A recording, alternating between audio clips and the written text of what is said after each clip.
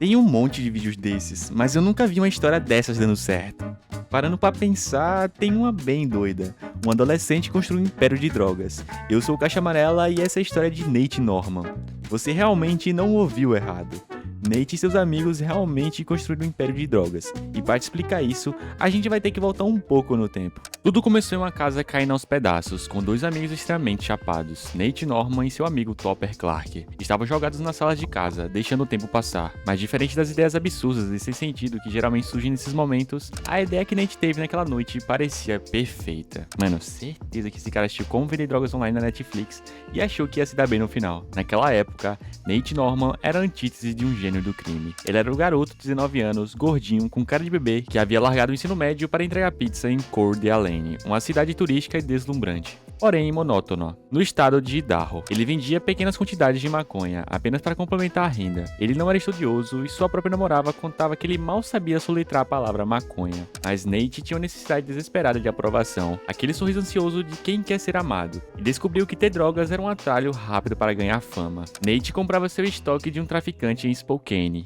Washington. Mas os rumores começaram a chegar dos seus ouvidos. Rumores sobre como era fácil cruzar a fronteira com o Canadá, apenas 1 hora ao norte. Muitas pessoas falam sobre uma maconha extremamente potente na Colômbia Britânica, conhecida como BC Bud. Foi nesse contexto que Nate propôs o plano. A premissa era um pouco simples, comprar barato nas fontes e vender mais caro na cidade. O tráfico de BC Bud já era uma história bilionária antes de Nate entrar nela. As autoridades estimavam um comércio de 7 bilhões de dólares anuais. A postura do governo canadense era menos histérica do que a americana, com penas leves que encorajavam o risco. Advogados de defesa na Colômbia Britânica costumavam dizer que os americanos só pegavam contrabandistas estúpidos e que se você fizesse o trabalho corretamente jamais seria pego. A criatividade dos bandidos era absurda. Escondiam as cargas em trailers de cavalos, em trens e em caiaques descendo os rios selvagens. Usavam as motos de neve para cruzar as fronteiras em alta velocidade, ou voavam baixo com pequenos aviões. Mas Nate e Topper decidiram por um método mais simples, a caminhada. Eles precisavam de um capital inicial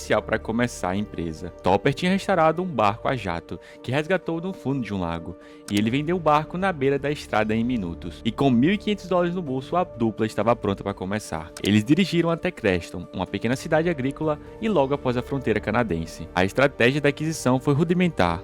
Eles entraram em bares e procuravam alguém que parecesse ter o que eles queriam. Após confirmar que eram americanos, o homem os levou para um apartamento, e minutos depois, eles fecharam o primeiro negócio, $1.400 por meio quilo de maconha de alta qualidade. O plano logístico era simples, mas fisicamente exigente. Nate dirigiu o carro de volta pela fronteira legal, limpo e sem carga, e Topper vestia roupas de camuflagem, colocava droga em uma mochila e enfrentava uma caminhada de 11 km através de uma floresta densa e perigosa. O medo não era apenas dos agentes da fronteira, mas dos ursos que tinham pela montanha. Para esse plano dar certo, tudo dependia de uma única coisa: se inscrever no canal e hypar o vídeo novo do Caixa Amarela. Tô zoando, mas isso ajuda muito o canal a continuar, e é só apertar o botão aqui embaixo.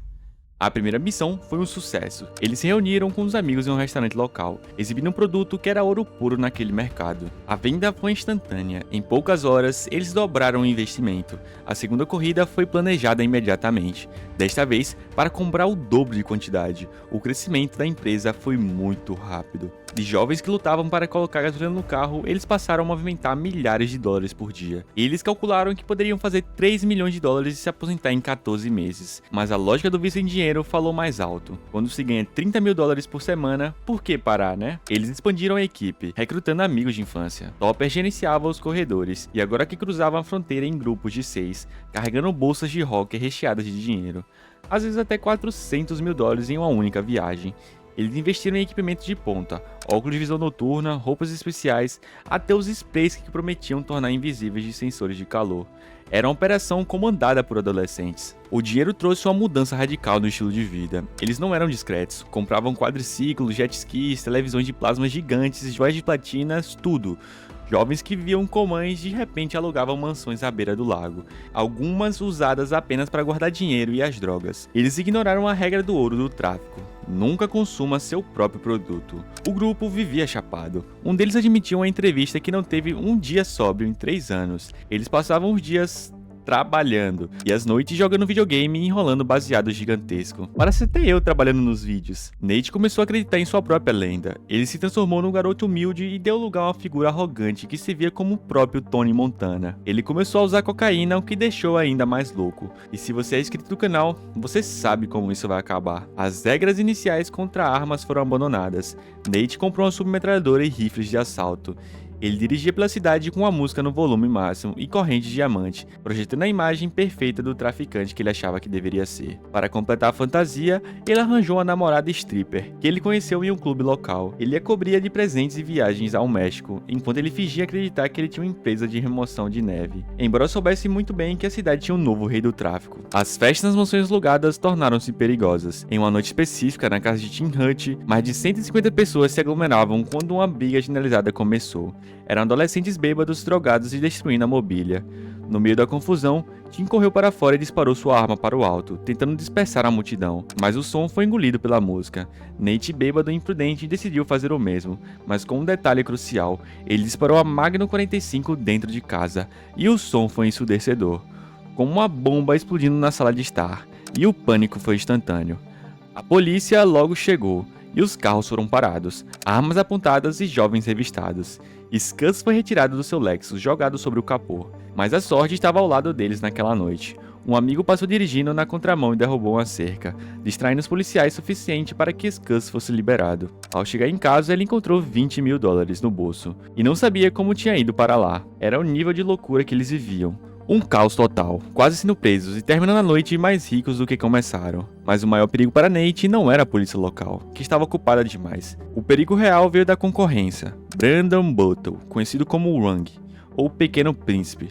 Ele é um rival à altura da cidade. Ele vinha de uma família rica e também decidiu que o contrabando era sua vocação. Assim como Nate, Butler construiu uma persona de gangster, dirigindo carros rebaixados e abusando de drogas pesadas. Em uma cidade pequena como Coeur d'Alene, o choque era inevitável. Eles disputavam os mesmos clientes e territórios, e logo a tensão escalou rapidamente, de uma rivalidade comercial para uma guerra aberta de egos. Butler decidiu que não toleraria a concorrência. Ele queria Nate e Scuzz fora do mapa. Para isso, contratou Giovanni Mendiola. O contrato era brutal, de $100 mil para roubar e matar os rivais. Mendiola trouxe sua equipe e comprou os equipamentos e preparou para o serviço. O ataque aconteceu na casa de Scuzz.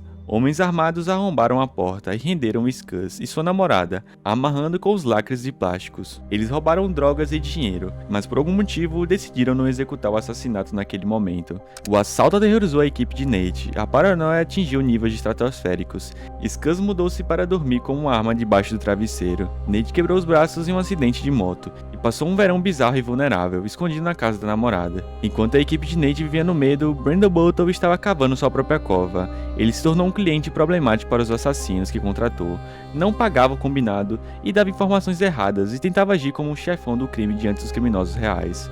O ponto de ruptura ocorreu em um acampamento isolado. Button encontrou com os assassinos, supostamente em um local onde poderia desovar os corpos de Nate e Scuzz no futuro, mas a atitude arrogante de Brandon ofendeu os assassinos.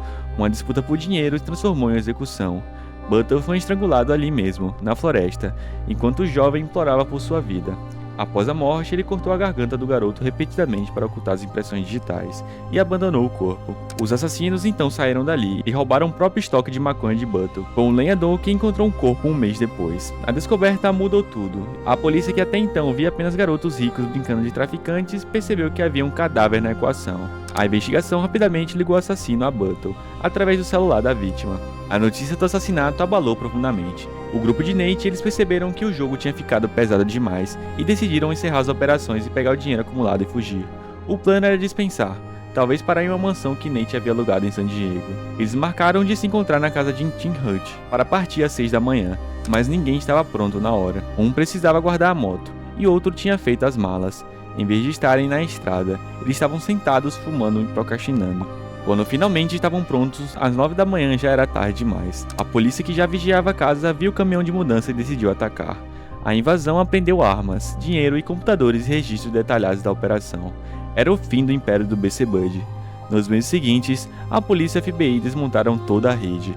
14 pessoas foram presas. Estima que eles tenham movimentado 7 toneladas de maconha, avaliadas em $38 milhões. Nate Norman, o líder, permaneceu foragido por um tempo, mas acabou se entregando. Seu advogado lembra do choque que os policiais, ao verem o chefão do crime, esperavam um monstro e um gênio do mal. Entrou pela porta um garoto baixinho vestido com a camisa polo, com aparências e habilidades sociais de entregador de pizza. No julgamento, Nate foi pintado como mentor de um império. Ele se declarou culpado e recebeu a sentença de 12 anos. Seus amigos pegaram penas menores, cerca de 30 meses. O assassino de Buttle, Mendiola, pegou prisão perpétua. Mesmo a prisão, Nate insistia que nunca foi um chefão, apenas um garoto que teve a ideia. E assim termina a história de Nate Norman e seus amigos. Isso tudo em 2013 virou um filme chamado Kid Cannabis. Rapaz, essa história foi bem doida e me deu uma ideia aqui. Deixa quieto. Mas esse vídeo ele só foi possível por apoio dos nossos membros. Se você quiser apoiar o canal a continuar existindo, considere se tornar membro. Se você gostou do vídeo, se inscreve no canal, deixa o like e eu vou deixar os outros 2 vídeos que eu acho que você vai gostar. Até a próxima.